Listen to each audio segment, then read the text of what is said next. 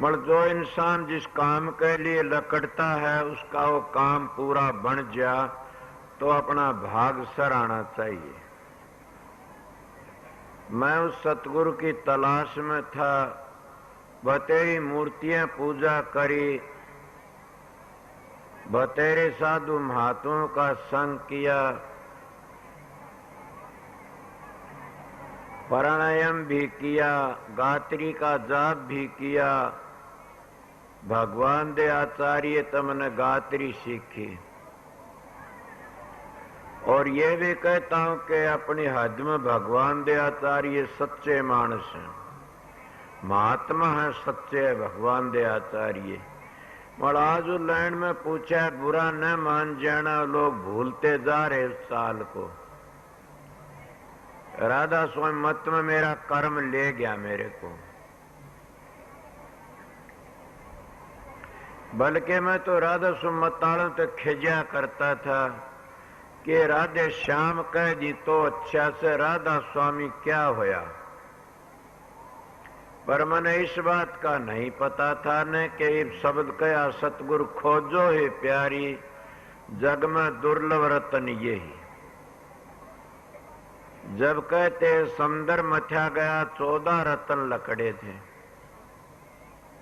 मगर सारे रतन काल का चक्कर थे, सारे रतन उर्ला व्यवहार था। समझे आपको कि काल का चक्कर किस तरह था, वो जो अमृत लकड़ा वो काल का किस तरह था। प्रश्न तो ये आपका से खुद ही कर दिया, वो भी काल का एक चक्कर था। आपको तो किस तरह, जिन्हों अमृत ले लिया वो तो अमर हो गया। मन का ना तुम्हारे शास्त्र बताते अमर नहीं हुए, असली तो अमृत वो ऐसा सतगुरु खोजो है। जग में दुर्लभ रतन यही कि सबसे बड़ा रतन से वो रतन तो कोई भागी को मिलता है। फिर कोई भाई बैठा होगा उसके दिल में ख्याल आया क्या वो रतन नहीं है, जो अमृत लकड़ा था वो जो पी गए वो अमर हो गए। कौन से अमर हो गए, वो तो देवतों ने पिया था, देवते अमर हो गए। आप बताइए अपने ग्रंथों का प्रमाण दे करके, अगर वो देवते अमर हो गए तो फिर उन्होंने क्यों कहा से बातें। 4 युगों की एक चौकड़ी होती है और एक क्या 4 एक चौकड़ी और फिर 72 चौकड़ी का एक मनु और 14 मनु का एक कल्प होता है। समझ गए, चारों युगों के घने साल हो जाते। मरे कल्प होता है, एक कल्प इंद्र के 14 जन्म होते। थारे शास्त्र सुनी समने बातें, क्या उन्होंने अमृत नहीं पिया था? पिया था। और ब्रह्मा विष्णु और की भी म्याद लिखी हुई से, इसीलिए 14 रतन थे, इनमें यो है बड़ा रतन माना जाता है अमृत। सबसे बड़ा रतन अमृत वो ही माना जाता है जिसका जामन मरण मिट जाए। जामन मरण मिट जाए वो सबसे बड़ा रतन माना जाता है। मेरे ये तड़प थी एक, पता नहीं वो तो महाराज की दया होगी वो होगा, मैंने पता नहीं न। मगर मैं इन संतों के चरण छुए, इन संतों के चरणों में गया, उनकी बड़ी अपार दया थी, उन्होंने दया ही करी। मैं एक बार जा करके कुदरती जा करके महाराज फकीर चंद के चरणों में ख्याल लेके बैठा, उन्हें बैठ दिए। मेरे कहा बेटा तो भी नहीं आओगा इस संसार में, मैं भी नहीं आऊंगा। मेरा यही ख्याल था कि चरणों बंदगी करके न मैंने यही कहा कि फिर न भेजना इस संसार में अगर परम संत हो तो। उनका तो भी नहीं आओगा और मैं भी नहीं आऊंगा, तेरा काम पूरा होया। ए सत्संगियों, मेरे को तो पता नहीं पूरा होया कदूरा रह गया। मगर मैं जो बातें कह रहा सो स्वामी जी महाराज की वाणी से, सतगुरु खोजो है प्यारी, जग में दुर्लभ रतन यही। क्या मैंने कितने सतगुरुओं के पास में गया, मैं उनके आज परवान दिन किसी का झटका भी लग जाएगा। उन बातों का उनमें सच्ची बातें कहता आप लोगों ने कि बड़ा भारी प्राणायाम किए, धोती नेति बस्ती गज क्रिया भी करी। अब भी मैं उनको बता देता हूं, कोई आता करने वाला मेरे करे एक क्रिया नहीं, बिजरोड़ी क्रिया मैंने नहीं करी ने, देखे देखे थे। पर मेरे को शांति से मिल गई थी एक ठोड़ कि बस अब 22,000 माला फेर लेता हूं।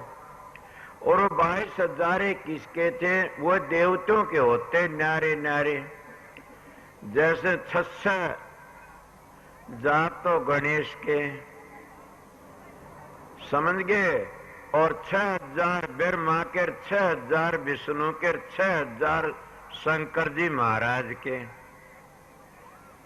और 1,000 जीवात्मा का, 1,000 ब्रह्म का, 1,000 पार ब्रह्म का ही डालसी आते ये।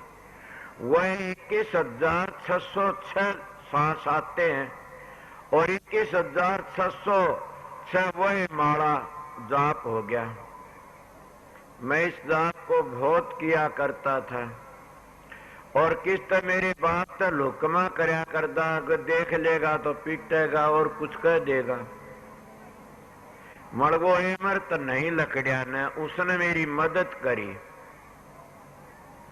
उस अमृत की खातिर मैं दौड़ा दौड़ा बहुत जगह कबीर साहब की बातें सुनी, उन सत्संगों गया, खुली आंखों का या बंद आंखों का, या राधा स्वामी डेरे में बहुत गया, आगरा ब्यास बहुत घूमया फिरा। एक महात्मा ने मेरे को कहा कि ना बीते हिलोर उठा के इस तरह उठती है, नागनी नाड़ी जगाई जाती है। मैंने कहा उसने सूती है पड़ी रहे तो अच्छा सवा जागे और नुकसान करेगी। मन तो राम नाम की जरूरत है। मैं उस महाराज स्वामी जी महाराज की वाणी की बातें कहता हूं, सतगुरु खोजो। वो तलाश में बहुत भारी घूमया फिरा पर शांति न मिली। मेरा भी कर्म जुई ले गया। मेरे दाता, उनका नाम तो राम सिंह मास्टर कहा करते थे जुई के लोग, और वह जानते न जाने मैं भी नहीं था न, उनकी बड़ी अपार दया थी। वो अरमान साहब के नाम से महर्षि जी बोलिया करते थे। उस अरमान साहब के चरणों में गया, उनने बड़ी भारी दया करी। मैं उनका ऋण तो नहीं तार सकता ने, फिर भी कोशिश करता हूं। जो अपने सतगुरु का ऋण तार देता, सतगुरु की बातें कहता हूं। इन लोगों ने पूछ सतगुरु मिलता कहाँ है? सतलोक तो नीचे सतगुरु नहीं है, सतलोक तो आगे सतगुरु है। और भी मैं बता देता हूं, सतलोक तो आगे सतगुरु मिलता, उरे सतगुरु नहीं, उरे तो गुरु है। बल्कि छठे चक्कर तक नीचे नहीं तो गुरु भी कोई न गरु है। आपको ये क्या कहते हैं? छठे चक्कर तक नीचे नीचे अभ्यास करते, वो तो अपने बेटे पोतों में धी जमाइयों तो लकड़ नहीं सकते कभी भी। और उनकी कार माया महाकाल की भक्ति है, और वह कभी वो तो गधे की तरह लदे फिरते रहते हैं। जब पूर्ण सतगुरु और अच्छा मिल जाता तो छठे चक्कर तो ऊपर ले जाते हैं, और छठे चक्कर तो ऊपर है गुरु की भक्ति है। उस तक गुरु की भक्ति ने गधे की, ये मेरा हक नहीं है न। ये महाराज गुलाब दास ने भी लिखा से कि वह गधा गुरु से, वह कुत्ते गुरु से, वह गांगड़ गुरु से, वह झोटे गुरु से। इस तरह गुलाब दास जी, महाराज गुलाब दासियों पंचल्यार गुलाब दास जी बड़े अच्छे महात्मा हुए से। मैंने किसी वक्त में यह वाणी सुनी थी, मेरे याद आ गई। इस तो ऊपर जब चलते छठे चक्कर तो ऊपर तो जहाँ गुरु मिल जाता है। वो गुरु भी गर्रे में बोलता है। क्यों गर्रा? क्या कि छठे चक्कर तो ऊपर सतलोक तो नीचे अहंकार है। इसीलिए महाराज शालिग्राम लिखा, गुरु तो गर्रे में बोलता है। तो गुरु रख जाओगे गर्रे में बोलते, इतना अहंकार मार देता है, न उसकी क्रिया पूरी होती, न उस क्रिया में वो काम कर सकता। मैं आप लोगों को सत्संग कराता, मेरी जिंदगी गुजरी में 73 वर्ष की उम्र होगी। उस गुरु महाराज की बड़ी अपार दया थी।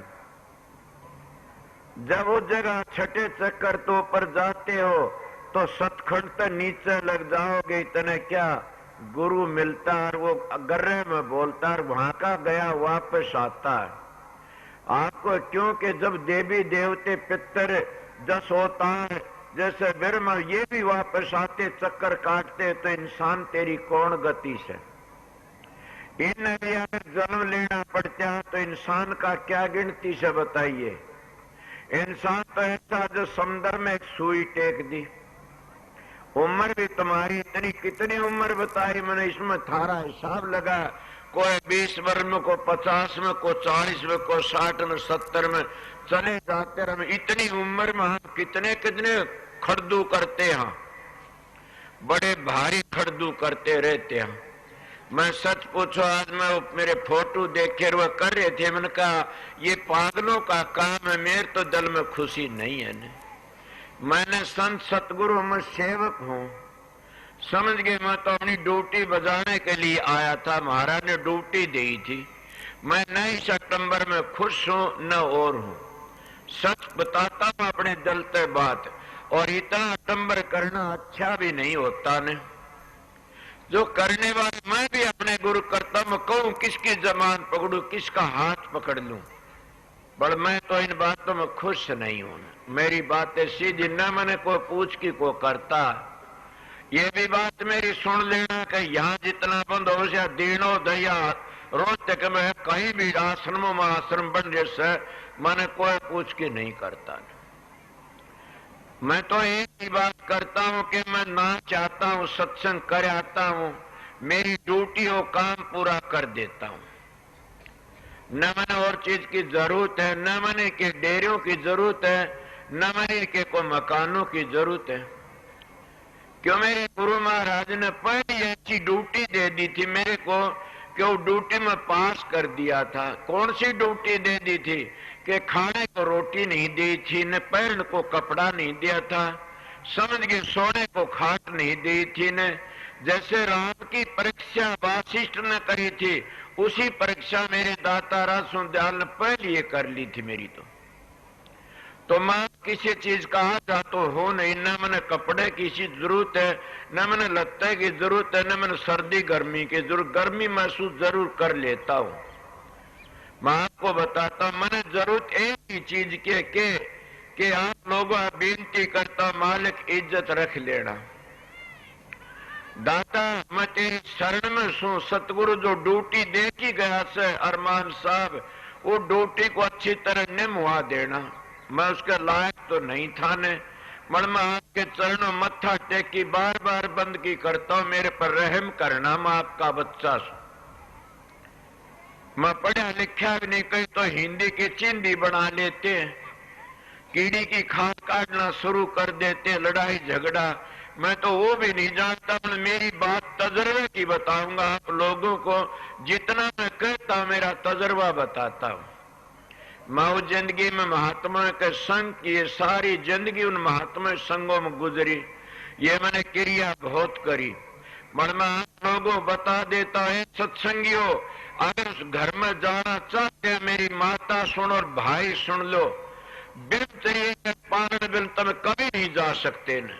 एक बार को आने चाहे 2 बार, चाहे 3 बार, 4 बार, जब तक तो बिल्कुल पालन नहीं करो, इतना तुम्हारा बाप भी तुम्हारा शब्द नहीं खोल सकता। कौन सा शब्द है ये? छठे चक्कर तक नीचे शब्द, ये तो महाकाल के शब्द हैं। ये तो काली कुत्तों के भी खुल जाते हैं। देखा नहीं भरथरी क्या लिखता है कि खर्च भी लकड़ी से नाक मारता भी चलता, फिर भाजा भाजा फिरता, उनके भी काल के शब्द खुल जाते। समझ गए? वो शब्द बता जो तुमने सतखंड तक ले जाता और वो राधा स्वामी धाम में पहुंचाता। राधा स्वामी धाम तब धार आई थी उसको वापस ले जाएगा। सबक तो तुमने बता दिया। एक सेकंड के विषय पढ़ के अपनी जिंदगी बर्बाद मत कर लेना कोई भी। ये मेरा सत्संग है। मैं आप लोगों को बड़ा रहम करके कहता, असली मानस वो है जो अपनी आत्मा को पवित्र कर लेता है। जिसकी आत्मा पवित्र नहीं है वो राम की भक्ति नहीं कर सकता न। जिसकी आत्मा पवित्र है उसको देवी देवते ब्रह्मा विष्णु महेश की भी हकीकत देखी हो क्या क्या बनया से। मैं उतना तप तो हम नहीं कर सकते। फिर भी मैं आप लोगों बताता, कोई भी कोई माई कह दे हम भी हाँ, तुम्हारा भी हक बराबर से सदाचारी रहने का। अगर माता सदाचारी नहीं होती तो विरवा छह विनय क्यों करती। अगर माता सावित्री सदाचारी न होती, भ्रष्टाचारी होती तो अपने पति को काल मार के क्यों बचा के लाती। में किसी माता नर्मदा अगर पतिव्रता सच्ची नहीं होती तो अपने कोई पति को कंचन किस तरह कर लेती। माँ उरे लग भी बता देता है, माताएं ने अपने मुर्दे पति भी जिंदे कर लिए और उन पुरुषों में भी इतनी ताकत है। मन मेरी पिंडी थर्रा जाती है इन बातों देखता हूँ। कई लोग कहते अभ्यास करना शुरू कर देते हैं और जिंदगी गुजर जाती। उनका क्या होया, जिंदगी गुजर गई। बोला हाँ कुछ भी नहीं। बोला ना, बच्चों ऊपर तो खा नीचे तो झरे, उसका गौर के करे। मैं वो रतन की बातें होता, रतन कौन है तुम्हारे पास में।